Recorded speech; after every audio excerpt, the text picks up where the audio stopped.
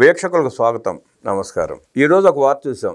Sajjala Ramakrishna Reddy Tirupati MP గురుమూర్తి ఆకాశమే హద్దుగా తప్పుడు ప్రచారాలు చేయండి, ప్రభుత్వం ఏ కార్యక్రమం చేసినా ఏ కార్యక్రమం చేపట్టినా ప్రజలకు మంచి చేసిన సంక్షేమ కార్యక్రమాల గురించి కూడా ఆఖరికి తప్పుడు ప్రచారాలు చేయండి అంటూ వాళ్ళ అనుచరులకి పేటీఎం కూలీలకి సందేశం ఇవ్వటం, అలాగే తిరుమల కొండ కింద ఉన్న గతంలో ముంతాజ్కి కేటాయించిన భూముల్ని బదిలీ చేస్తూ పవిత్రమైన శ్రీవారి పాదాల కింద ముంతాజ్ హోటల్కి ఇవ్వటం సబబు కాదంటూ నిర్ణయం తీసుకుని భూ మార్పిడి చేసింది అక్కడ ప్రభుత్వం.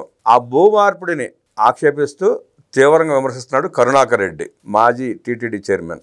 ఆ భూ మార్పిడి ఏంటి, ఈ విష ప్రచారం చేయమని సజ్జల రామకృష్ణారెడ్డి గురుమూర్తి ఆదేశాలు ఇవ్వడం ఏంటి తెలుసుకునే ప్రయత్నం చేద్దాం. వివరించడానికి మనతో పాటు ప్రముఖ రాజకీయ, ఆర్థిక, సామాజిక విశ్లేషకులు అడుసుమిల్లి శ్రీనివాసరావు ఉన్నారు. వారిని మరిన్ని విశేషాలు తెలుసుకుందాం. సార్ నమస్తే. నమస్కారం అండి.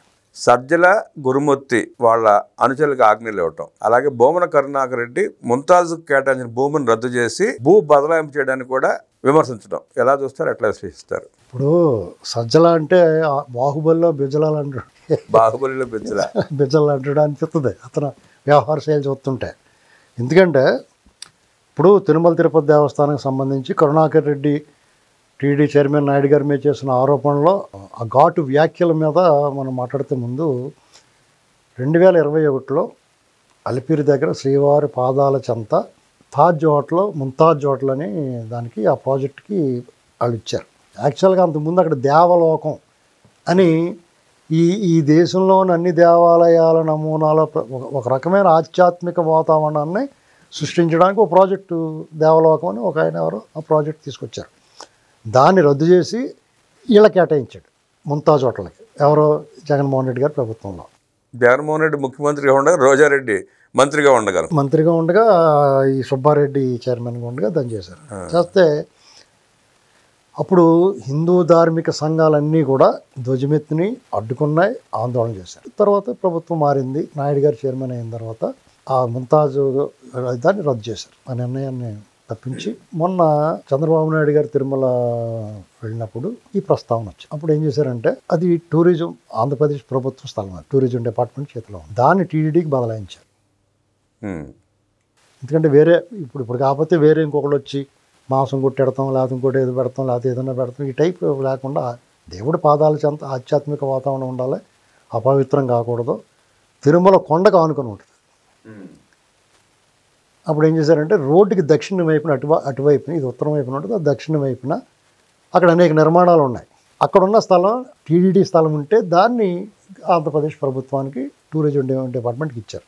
ఒక ధార్మిక సంస్థ స్థలాన్ని ప్రభుత్వ స్థలం నుంచి ధార్మిక సంస్థ తీసుకుని ఆ ధార్మిక సంస్థ స్థలాన్ని ప్రభుత్వానికి ఇచ్చింది. అక్కడ ఇబ్బంది, భూమి మార్పిడి జరిగింది, భూ మార్పిడి జరిగింది. దానికి అతను లబోదిబోని 1000 కోట్లు భూమి ఇచ్చేశారు అని చెప్పేసి అది ప్రభుత్వానికి ఇచ్చింది.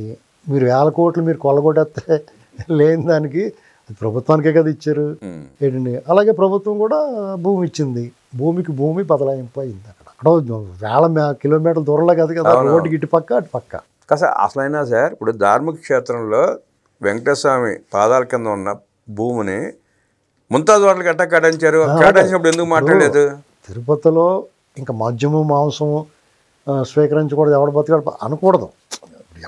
ఇప్పుడు అది తిరుపతి అనేటువంటిది ఒక పట్టణం, ఆధ్యాత్మిక నగరంగా భావించాలి. ఎవరికాళ్ళు పవిత్రంగా ఉండడానికి ప్రయత్నం చేయాలి. తిరుమల వరకు రిస్ట్రిక్షన్స్ ఖచ్చితంగా అమలు చేయాలి. కొండకు ఆనుకుని ఉంది అంటుకుని ఇప్పుడు ఈ స్థలం.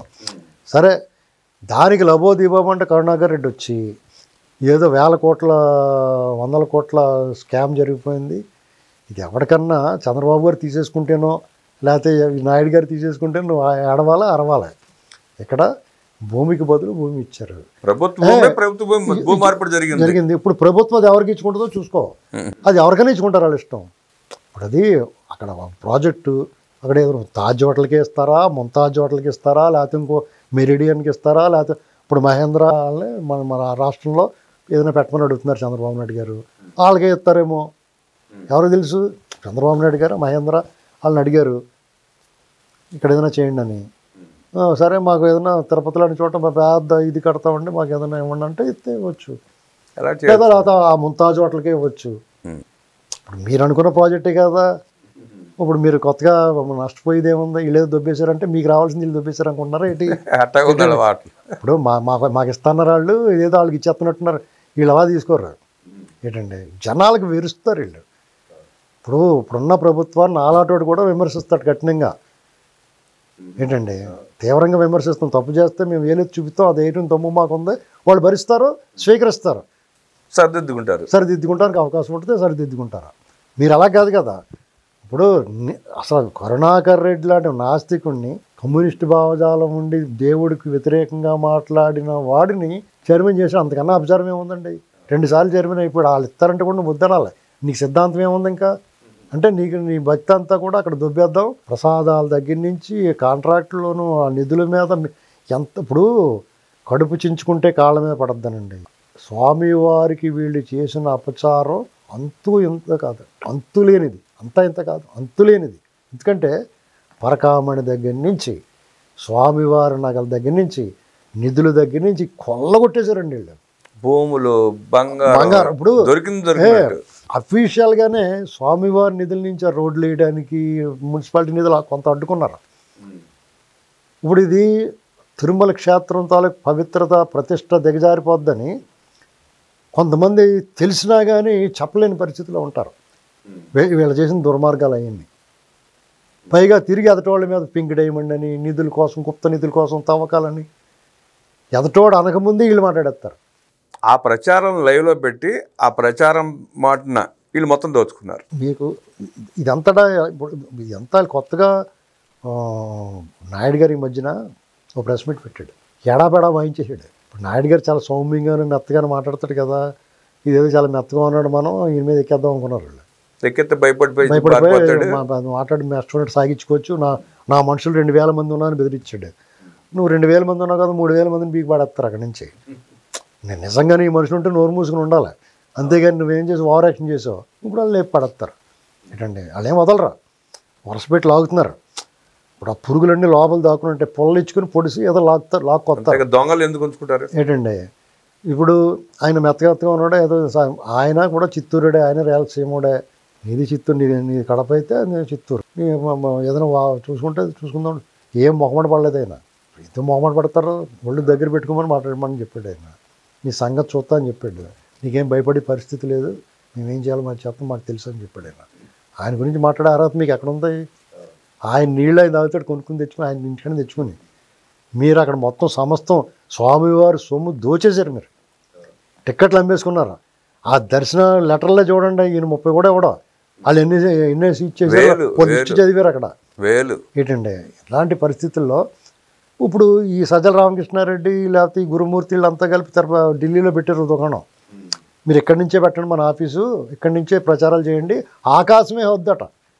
అంటే మీ ఇష్టమైనట్టు అసత్య ప్రచారము, దుష్ప్రచారాలు, విష ప్రచారాలు అన్నీ చేసేయండి అంటున్నాడు. ఇది ఎంత ప్రమాదం. అబద్ధాలు చెప్పారనుకోండి, ఒకసారి 2 సార్లు చెప్పిందా వింటారు, 3వసారి చీ అంటారు, ఏంటి నానా పూలు వచ్చాయి అన్నట్టుగా అయిపోద్ది. కానీ విష ప్రచారం ఉంది చూసారా, విషం కలిపేసిన తర్వాత మళ్ళీ వెనక్కి తీయలేం కదా. అలాంటి ప్రమాదాలు ఉంటాయి. కాబట్టి ఇప్పుడున్న కూటమి ప్రభుత్వం చాలా అప్రమత్తంగా ఉండాలి. వాళ్ళు విష ప్రచారాలకి, అసత్య ప్రచారాలకి తావు ఇవ్వకుండా ఉండడానికి ప్రయత్నం చేయాలి. అంటే శాసనసభ్యులు కానీ, మంత్రులు కానీ, ద్వితీయ తృతీయ శ్రేణి నాయకులు చాలా బాధ్యతగా ఉండాలి. అంటే ఇవాళ రేపు మరీ అంత జాగ్రత్తగా బాధ్యతగా ఉండాలంటే కష్టమే. అప్పుడున్న కాలమాన పరిస్థితుల ప్రకారం ఉన్నంతలో జాగ్రత్తగా వ్యవహరించాలి. అటువంటప్పుడు ఏం చేయాలంటే, ఇప్పుడు సచివాలయం వ్యవస్థ ఉంది, అందులో జగన్మోహన్ రెడ్డి అతను చెప్పాడు, ఎవరో విజయసాయి 90% మనవాళ్ళే అని. సీతారామాంజనేయులు వాళ్ళు చేసిన నిర్వాహకం వల్ల ఆ మూల్యాంకనంలో తేడా వల్ల ఎంతమంది దొంగలు దూరిపోయారు అందులోకి. ఏంటండి వీళ్ళ బ్యాచ్. మరి అటువంటిప్పుడు వాళ్ళందరినీ మీరు ఏరాలి కదా. వాళ్ళ వల్లే దివ్యాంగుల పెన్షన్ల విషయంలో ఇష్యూ వచ్చింది. వాళ్ళే చేస్తారు, వాళ్ళు తీసి పాడేశారు. ఇప్పుడు అర్హత ఉన్నామని తీసి పాడేస్తారు వాళ్ళు. ఇప్పుడు దాన్ని వాళ్ళందరూ రోడ్డు మీదకి వచ్చి బాధపడతారు, అరుస్తారు. అది ఎవరికి ఎఫెక్ట్? ప్రభుత్వానికి. అదేం చేయాలి? లోకల్గా ఉన్న లీడర్ ఏం చేయాలి? వీళ్ళు వెళ్ళి నువ్వు ఇంతకు తీసు, ఎవరు తీయమని చెప్పారు, నిన్ను ఎవడు చెప్పాడు, పెడేది మనం లాగాల సస్పెండ్ చేయాలి, టెర్మినేట్ చేయాలా. ఇప్పుడు అలా కదండి. ఇప్పుడు దివ్యాంగుడు నిజంగానే అర్హత ఉన్నవాడు పెన్షన్ అనేది ఆక్రోశం అడిలిపోతాడు. అవును, అంతే కదా. ఇప్పుడు వచ్చి ఆగిపోయింది. ఇప్పుడు అసలు లేకపోతే గొడవలేదు. వచ్చి దాగిపోతే దానికి ఒక కమిట్మెంట్స్ పెట్టుకుని ఉంటాడు. అది కాకపోయినా వాళ్ళకి ఒక చేయూత. అలాంటి పరిస్థితుల్లో నిజంగా కొంత అనారోగ్యాలకు ఇచ్చారు వాళ్ళు ఏర్పాటండి. ఎవరు వద్దంటారు? ఆడెవడో చెయ్యాలని కట్టుకుని చూపించాడు. దుష్ప్రచారం అంటే చూడండి ఎలాగుందో అని అరెస్ట్ చేశారు. అలాగే ఇమీడియట్గా చర్యలు. ఇప్పుడు చిన్న పామే కదా అని ఊరుకోకూడదు, పెద్ద కర్రతో కొట్టాల్సిందే. ఇప్పుడు అంబటి రాంబాబు లాంటి వాళ్ళు మాట్లాడినా మీరు ఉపేక్షించకూడదు. ఒక సామాన్యుడు మీ మీద ఇచ్చేసినా ఉపేక్షించకూడదు. సుభాష్ చంద్రబోస్ ఎవడో ఉన్నాడు అక్కడ తిరుపతిలో ప్రభుత్వాధికారి, ఆడిని అసలు క్షమించకూడదు. బేరింగ్ లాంటి ఏమంటే మోకాళ్ళకే తీసి పక్కన పెట్టాలి. ఎందుకంటే ఆడు ప్రభుత్వంలో ఉంటా, ప్రభుత్వ జీతాలు తీసుకుంటా, ప్రజలు కట్టే పన్నుల జీతం తీసుకుంటా, వాడు ప్రభుత్వం మీద నిజంగా తప్పు చేస్తే కూడా విమర్శించకూడదు ప్రభుత్వ ఉద్యోగం అయితే. అటువంటిది ఈ విష ప్రచారాలు కులం మీద, మతం మీద, ప్రాంతం మీద, మహిళల మీద, అది అతను బారిన పడినోడు ఎవరు? మోడీ గారి దగ్గర మొదలెట్టి మతం మీద, అందరి మీద, ఎవరి మీద అయినా మాట్లాడతాడు ఏంటండి. కాబట్టి ఈ ప్రభుత్వం పరిపాలన, అభివృద్ధి, ల్యాండ్ ఆర్డరు, సంక్షేమం ఎన్నాటితో పాటు ఇదొక పెద్ద పని. మీకు మీ యంత్రాంగం, ప్రభుత్వ యంత్రాంగంలో దూరిన పాములు, అలాగే కింద వరకు ఉన్న సచివాలయంలో ఉన్న జగన్మోహన్ రెడ్డి ప్రేమికులు, వీళ్ళు కాకుండా వాళ్ళు ల్యాబ్ సర్వే, భూ సర్వే అని పెట్టాడు చూసారా? అప్పుడు టోటల్ కంగాళీ చేసి పాడేశారు, కన్ఫ్యూజ్ చేసి పాడేశారు.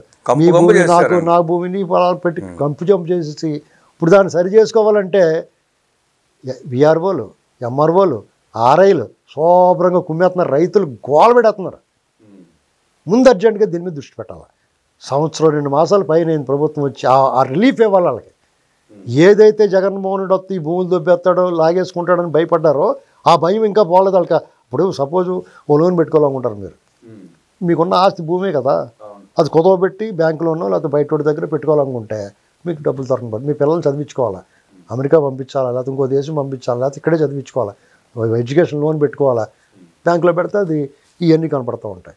అర్జెంటుగా ఈ ప్రభుత్వం ఏ పనులున్నా పక్కన పెట్టి ముందు దీన్ని సాల్వ్ చేయాలి. టీటీడీ చైర్మన్గా బిఆర్ నాయుడు గారు ప్రమాణ స్వీకారం చేసిన తర్వాత ఎలా ప్రక్షాళన చేస్తున్నారో చూస్తున్నాం. నాడు జరిగిన తప్పులను ఎత్తి చూపుతూ ఎంక్వైరీలు చేస్తూ కఠిన చర్యలు తీసుకునే క్రమంలో దొంగ అన్నట్టు బొమ్మన కరుణాకర్ రెడ్డి లాంటి దోపిడీదారులు విమర్శలు చేయడం అర్ధరహితమని, అలాగే వికలాంగుల పెన్షన్ విషయంలో అనర్హులకి పెన్షన్ ఇచ్చి కొంతమంది జగన్మోహన్ రెడ్డి నమ్మకస్తులైన ఉద్యోగస్తులు అర్హులైన పెన్షన్దారులకు పెన్షన్లు కట్ చేసి ఎలా విష ప్రచారం చేస్తున్నారో, విషయాన్ని ఎలా చిమ్ముతున్నారో చూస్తున్నారంటూ అలాంటి వాళ్ళని కట్టడి చేసి ప్రభుత్వం కఠిన చర్యలు తీసుకోవాలంటూ విశ్లేషించిన అడ్స్మల్లి శ్రీనివాసరావు గారికి ధన్యవాదాలు తెలియజేస్తూ నమస్కారం.